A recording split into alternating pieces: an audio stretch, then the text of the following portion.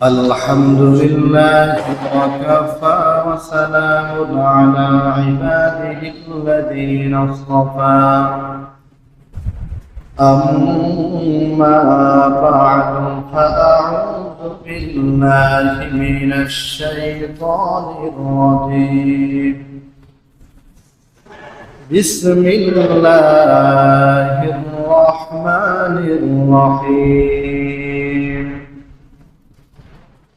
إن أول بيت وضع للناس للذي ببكة مباركا وهدى للعالمين وقال رسول الله صلى الله عليه وسلم من حج لله فلم يرفث ولم يفسق غفر له ما تقدم من ذنبه أو كما قال النبي عليه الصلاة والسلام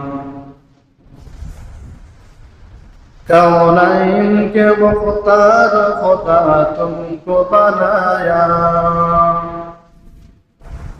कौनैन के मुख्तार खुदा तुमको बनाया उम्मत के निगहबान खुदा तुमको बनाया उम्मत के निगहबान खुदा तुमको बनाया तलवार वक़्त हो के नकल मैदान यासीन तलवार वक़्त हो के नकल मैदान यासीन ज़ालिम के मुक़ाबिल में कहो नारे तकबीर ज़ालिम के मुक़ाबिल में कहो नारे तकबीर सुल्तान अरब फख्र जरा साक़िय कौसार सुल्तान अरब फख्र जरा साक़िय कौसार सायार उमम के लिए वो शाफ़िए महशर सायार उमम के लिए वो शाफ़िए महशर আলহামদুলিল্লাহ শুকরিয়া মহান রব্বুল আলামিনের দরবারে যিনি আমাদেরকে জিলকদ মাসের শেষ জুমা মসজিদে বসার তৌফিক দান করেছেন এই জন্যই সকলেই বলছি আলহামদুলিল্লাহ। আজ জিলকদ মাসের 24 তারিখ, তাহলে আগামী বৃহস্পতিবার কিংবা শুক্রবার, চাঁদ দেখার উপর নির্ভর করবে, আগামী বৃহস্পতিবার কিংবা শুক্রবার 1 জিলহজ হবে। তাহলে কুরবানির মাস একদমই কাছে, 1 সপ্তাহ বাকি নেই। এই জন্য আজকে আমরা আলোচনা করব হজ সম্পর্কে। এখন হজের মুখ্যম সময়, তাম পৃথিবী থেকে হাজী সাহেবান হজ করার জন্য যাচ্ছে। মুহতারাম হাজিরিন, আমরা আজকে কথা বলবো হজের গুরুত্ব সম্পর্কে এবং জিলকদ মাসের আমল সম্পর্কে। হজ ইসলামের গুরুত্বপূর্ণ ফরজ বিধানাবলীর অন্যতম একটি বিধান, এর নাম হজ। খুব সংক্ষিপ্ত কথা, হজ কাদের উপর ফরজ? পৃথিবীর বহু মুসলিম ওনার উপর হজ ফরজ, কিন্তু উনি জানেন না। এটি আপনি যদি দেখেন তাহলে এই কথাই বাস্তব। কিতাবের মধ্যে আসছে প্রত্যেক পুরুষ এবং মহিলা, প্রত্যেক মুসলিম পুরুষ এবং মহিলা সাংসারিক খরচ বাদে এর বেশি যদি তার কাছে টাকা থাকে, যেই টাকা দিয়ে সে হজ করতে পারবে, তাহলে সেই সকল পুরুষ এবং মহিলার উপর ইসলামে হজ ফরজ। এবার আপনি হিসাব করেন, বর্তমান হজ করতে প্রায় 6 লক্ষ টাকার কাছাকাছি লাগে, 6 লক্ষ টাকা।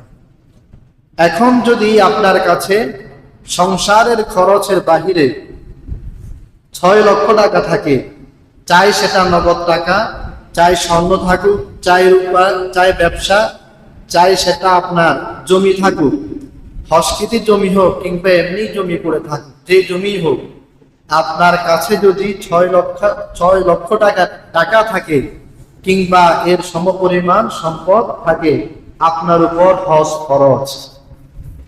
এইবার আপনি হিসাব মিলায় দেখেন আপনার কি পরিমাণ টাকা আছে। এটা প্রত্যেকের ব্যক্তিগত হিসাব, মিলায় দেখেন। হজ করলে ধারণা হতে পারে যে আমাদের টাকা পয়সা কমে যেতে পারে, কিন্তু আল্লাহ রসুল বলতেছেন আন-নাফকাতু ফিল হাজ্জি, হজের মধ্যে খরচ করা কান-নাফকাতি ফি সাবিলিল্লাহি বি700 দিরহাম, আল্লাহর রাস্তায় খরচ করলে 700 গুণ পর্যন্ত যেমন আল্লাহ পাক সওয়াব দান করেন, ঠিক হজের মধ্যেও খরচ করলে আল্লাহ তাআলা 700 গুণ পর্যন্ত সওয়াব দান করেন।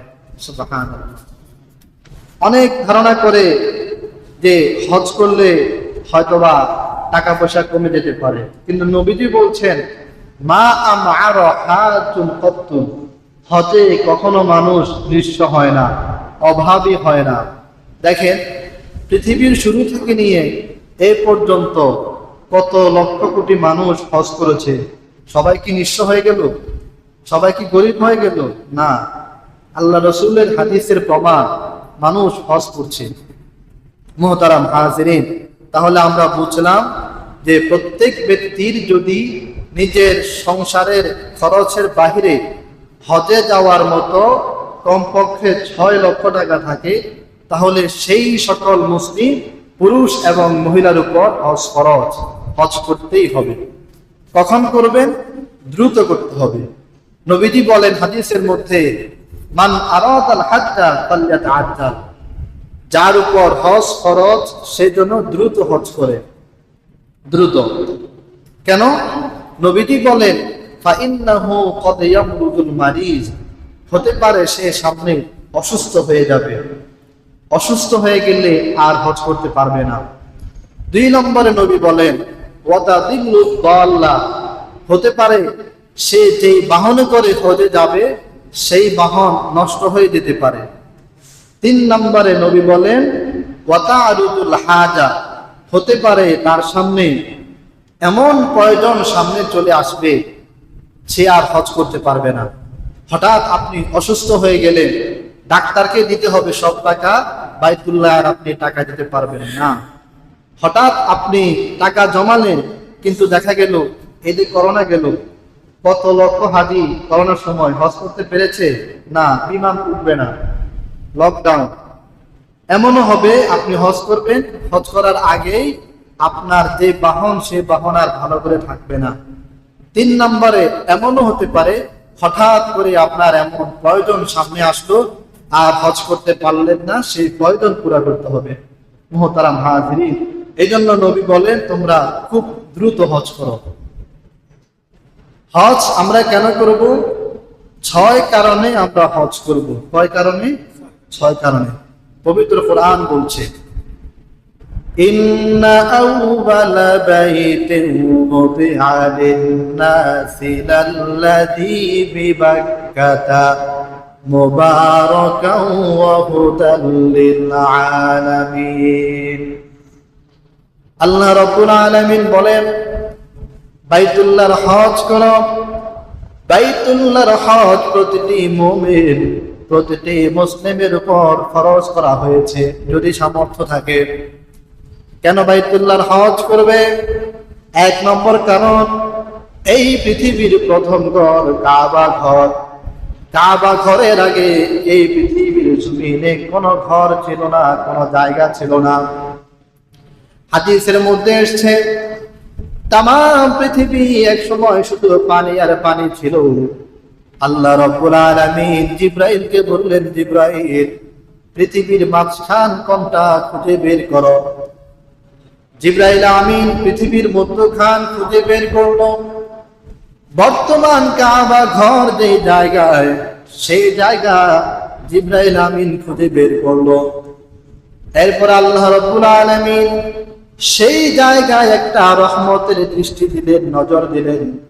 সাথে সাথে সেখানে একটা পানির ঢেউ তৈরি হলো। ওই পানির ঢেউ থেকে একটা পানির ফেনা তৈরি হলো। ওই পানির ফেনা 40 বছর পর্যন্ত ঘূর্ণায়মান ঘুরতে থাকে। 40 বছর পর ওই পানির ফেনা মাটির টুকরায় রূপান্তরিত হলো।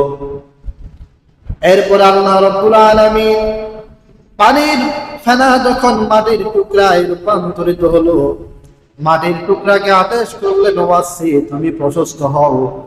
মাটির টুকরা প্রশস্ত হতে হতে আজকের এই পৃথিবী সর্বপ্রথম যে মাটির টুকরা তৈরি হলো, আল্লাহ রাব্বুল আলামিন জিবরাইল আমিনকে বললেন, ফেরেশতাদেরকে নিয়ে এই মাটির টুকরার উপরে আমার কাবা ঘর তুমি নির্মাণ করো।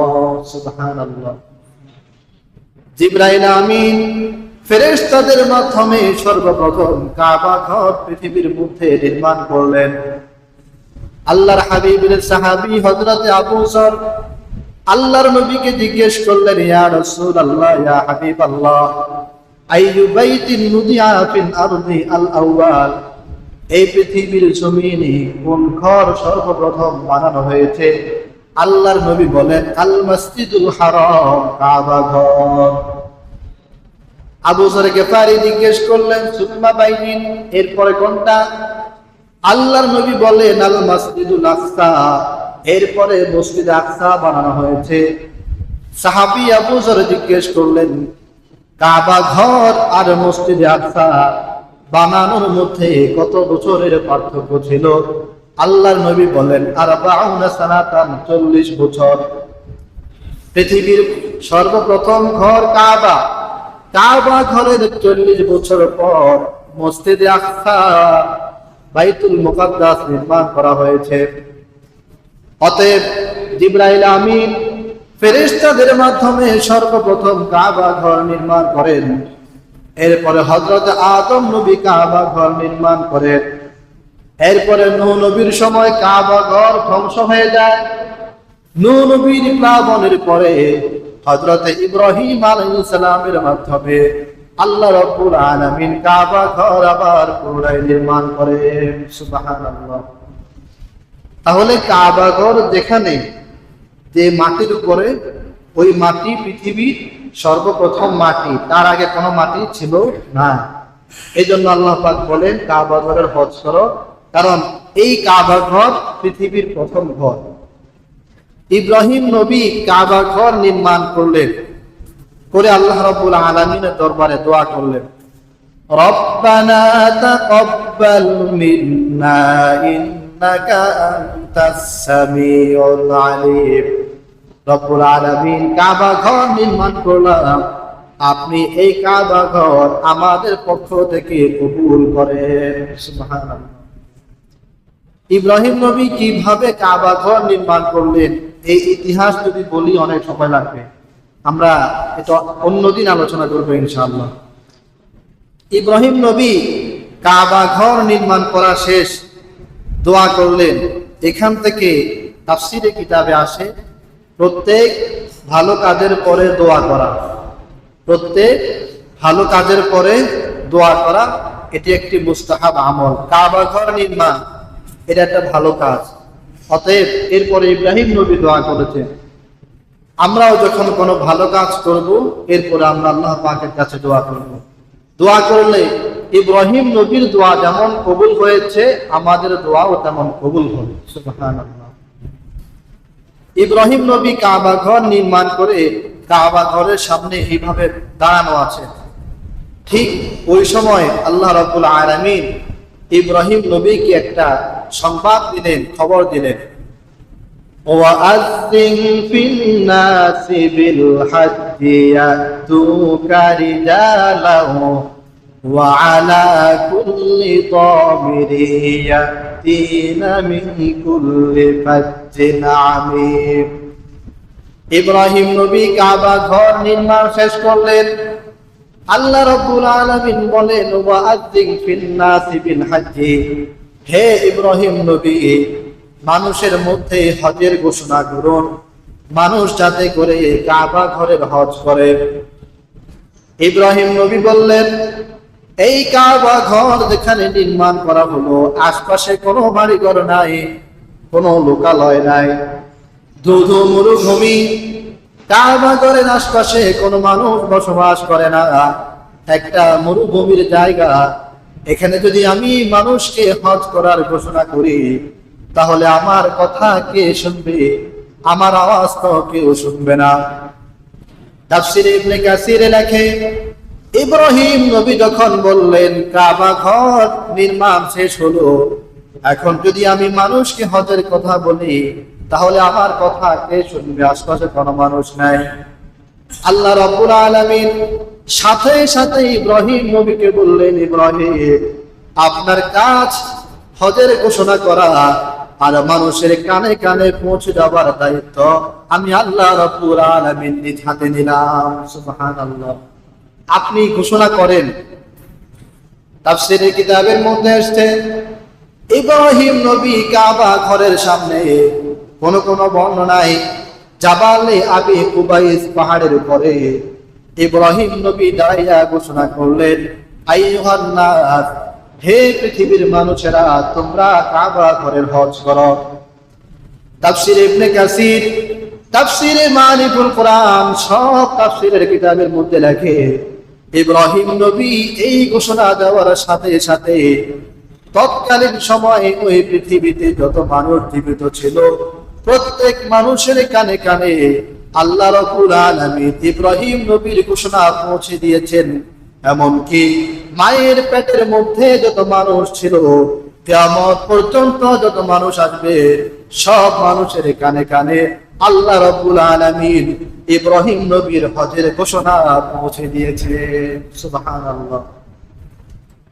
তাফসীরের কিতাবের মধ্যে লেখে, ইব্রাহিম নবীর হজের ঘোষণা যত মানুষের কানে গেছে, সব মানুষ লাব্বাইক বলেছে। যদি কোনো মানুষ একবার লাব্বাইক বলেছে, জীবনে সে একবার হলে হজ করবে।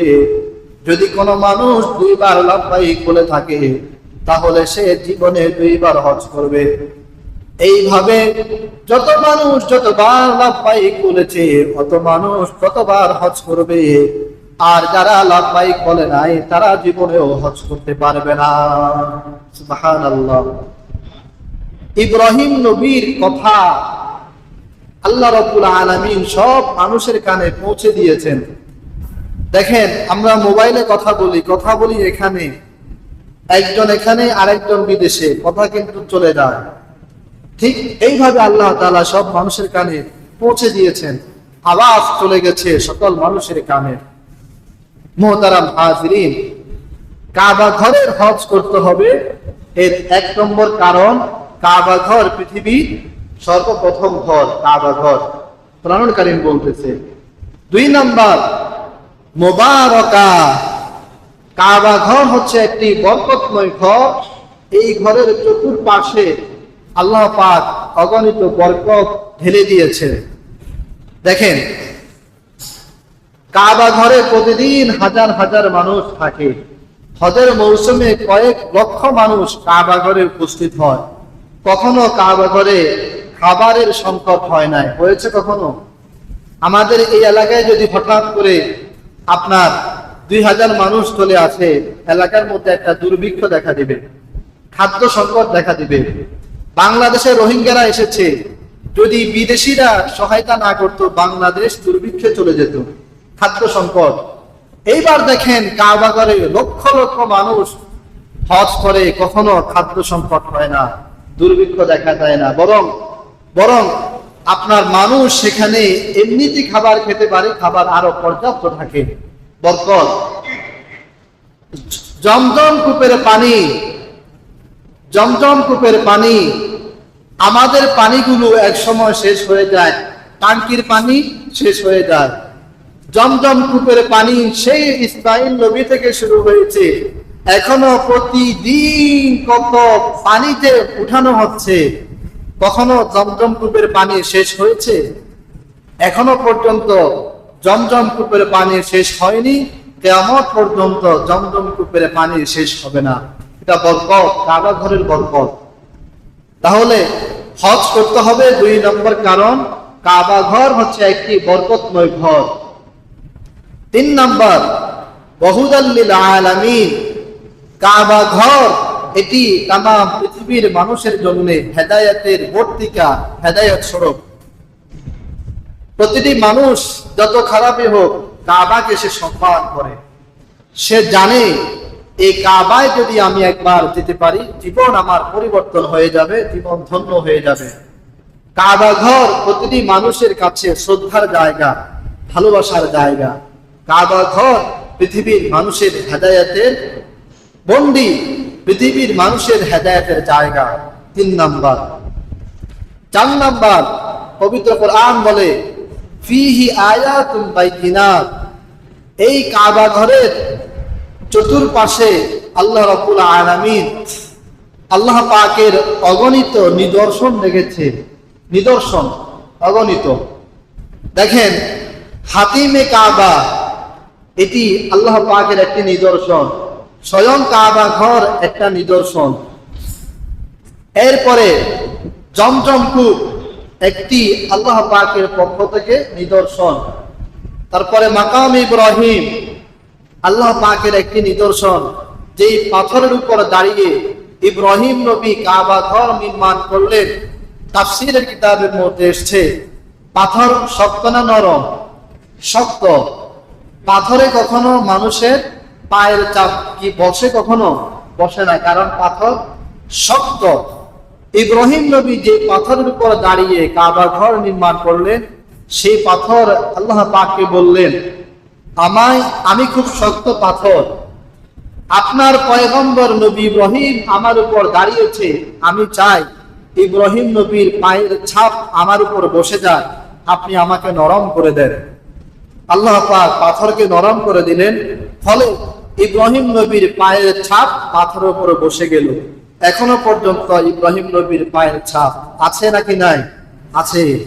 ওই যে ইব্রাহিম নবীর পায়ের ছাপ পাথর নিয়েছে, এই জন্য পাথরকে আল্লাহ রাব্বুল আলামিন নিদর্শন স্বরূপ এখনো রেখে দিয়েছেন।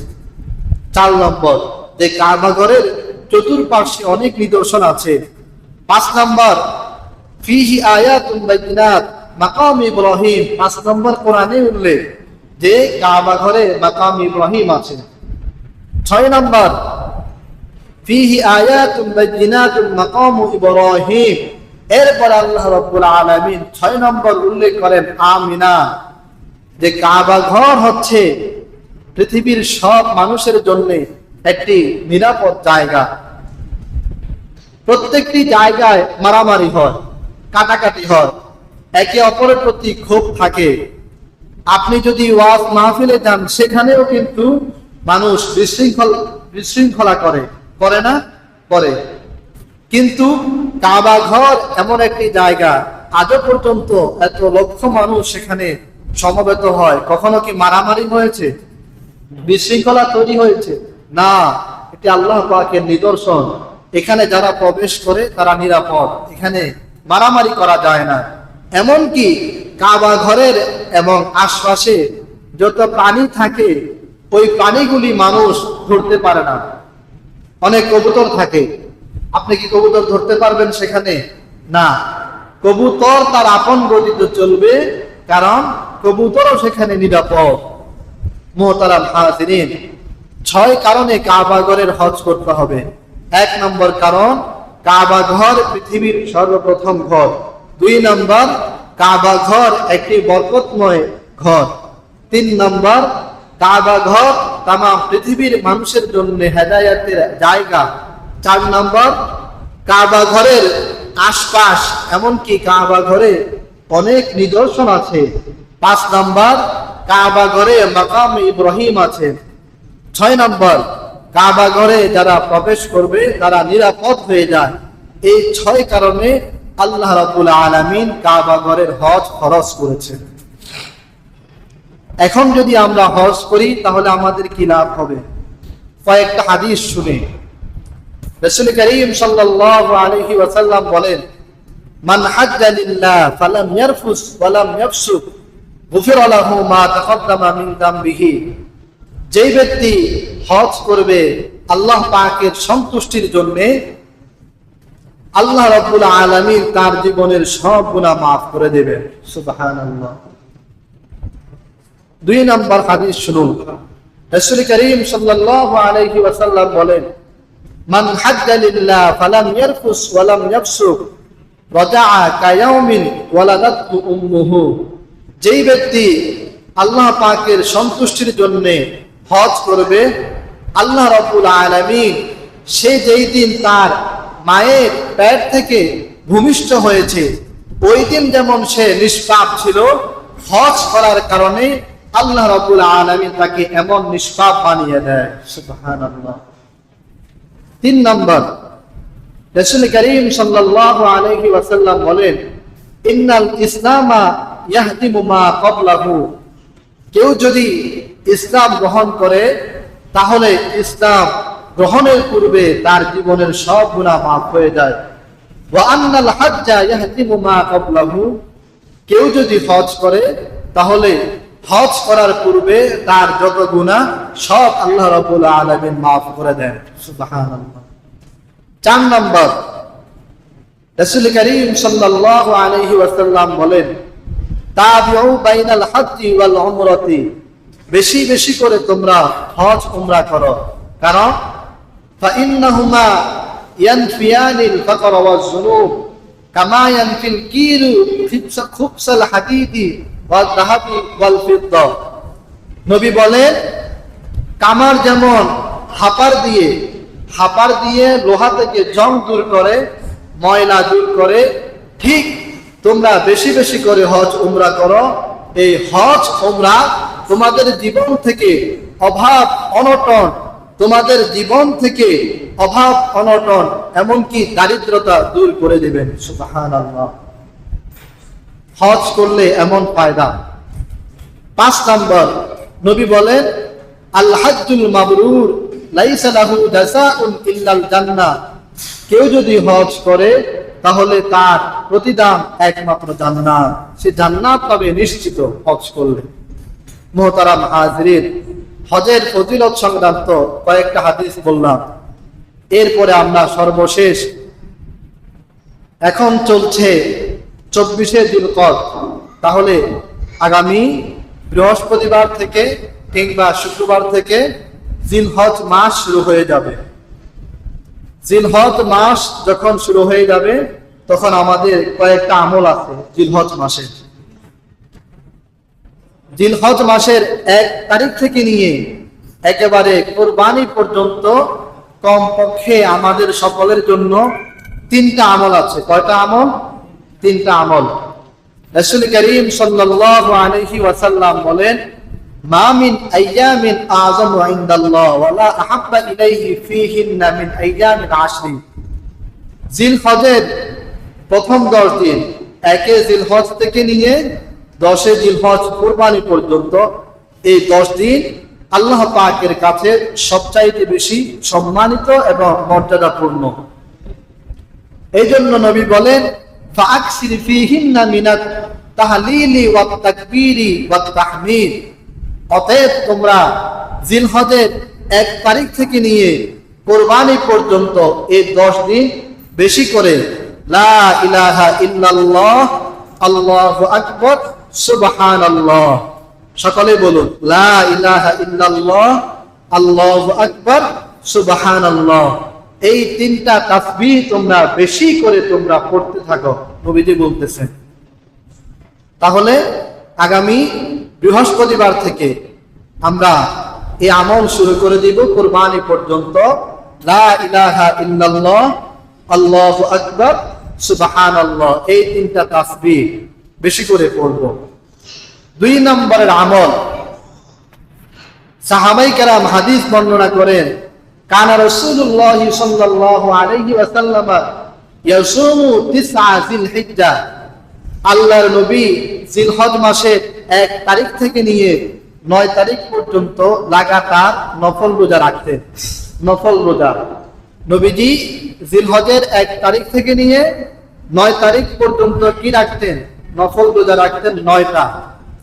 অতএব আমরা চেষ্টা করব জিলহজ মাসে এই 9টা নফল রোজা রাখার জন্য।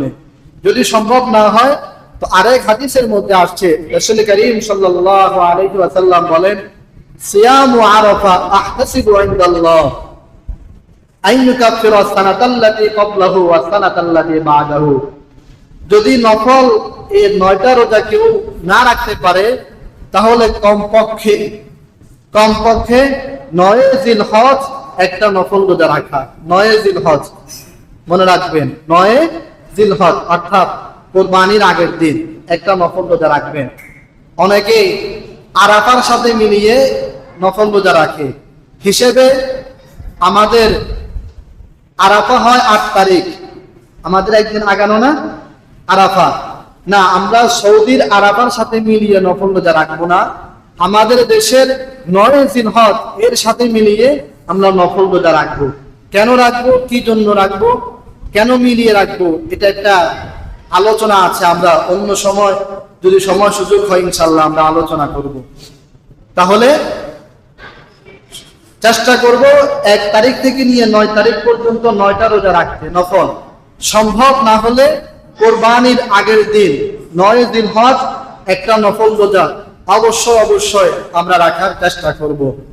3 নম্বর আমল, রাসূল করিম সাল্লাল্লাহু আলাইহি ওয়াসাল্লাম বলেন, ইজা রাআইতুম হিলাল জিলহিজ্জাহ, যখন তোমরা জিলহজের চাঁদ দেখো, ফালইউমসিক আন শারিহি ওয়া আসফারিহি, জিলহজের চাঁদ উঠে গেলে তোমরা হাত পায়ের নখ কাটবে না, চুল কাটবে না, শরীরের অন্য সকল পশম তোমরা পরিষ্কার করবে না, নবীজি বলছেন। তাহলে কি দাঁড়ালো, জিলহজের 1 তারিখ থেকে নিয়ে কোরবানি করা পর্যন্ত, কোরবানির দিন কোরবানি করা পর্যন্ত এই 10 দিন আমরা আমাদের হাতের নখ কাটবো না, হাত পায়ের নখ কাটবো না, চুল কাটবো না, এমনকি শরীরের অন্য সকল পশম আমরা পরিষ্কার করব না। এটা একটা সুন্নত আমল। এখন যদি আগ থেকে পরিষ্কার না করি আর এই 10 দিনও পরিষ্কার না করি তাহলে অসুন্দর দেখা যাবে। এই জন্যে এই বুধবারের মধ্যে, আগামী বুধবারের মধ্যে আমরা সকলেই আমাদের হাত পায়ের নখ কেটে ফেলবো, হাত পায়ের নখ কেটে ফেলবো, তারপরে চুল কেটে ফেলবো এবং অন্য সকল পরিষ্কৃত পশম পরিষ্কার করে ফেলবো, যাতে করে আগামী বৃহস্পতিবার 1 জিলহজ থেকে নিয়ে কোরবানির দিন কোরবানি করা পর্যন্ত আমরা আর এগুলো না কাটতে হয়। ইনশাআল্লাহ আমরা এই আমলটা করার চেষ্টা করব। তাহলে আমরা জিলহজের 3টা আমলের কথা বললাম। 1 নম্বর আমল, জিলহজের 1 তারিখ থেকে নিয়ে 10 তারিখ পর্যন্ত বেশি করে লা ইলাহা ইল্লাল্লাহ, আল্লাহু আকবার, সুবহানাল্লাহ এটা পড়া। 2 নম্বর আমল, জিলহজের 1 তারিখ থেকে নিয়ে 9 তারিখ পর্যন্ত নফল রোজা রাখা, সম্ভব না হলে 9 জিলহজ একটা নফল রোজা রাখা। 3 নম্বর, জিলহজের 1 তারিখ থেকে নিয়ে কোরবানির দিন কোরবানি করা পর্যন্ত হাত পায়ের নখ না কাটা, চুল না কাটা, শরীরের অন্য সকল পশম পরিষ্কার না করা। এই 3টা আমল আমরা সকলেই করার চেষ্টা করব। মহান রব্বুল আলামিন আমাদের সকলকে এই 3টা আমল করার তৌফিক দান করুন।